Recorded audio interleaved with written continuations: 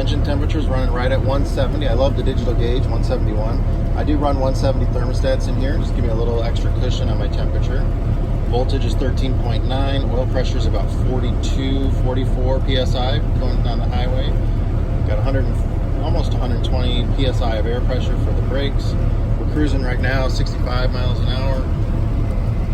Getting ready to go up a hill. I'm going to keep my propane on just to keep my momentum going here. We do have tire pressure monitor systems, rear view camera. Also have the dash cam recording.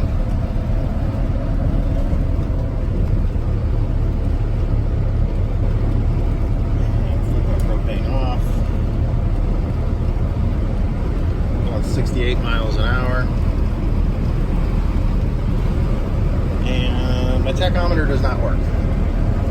The steering, if you kind of get the front window view here with the steering wheel, but I can literally just one finger, this is manual steering, here's a turn coming up, real easy inputs, it tracks really straight.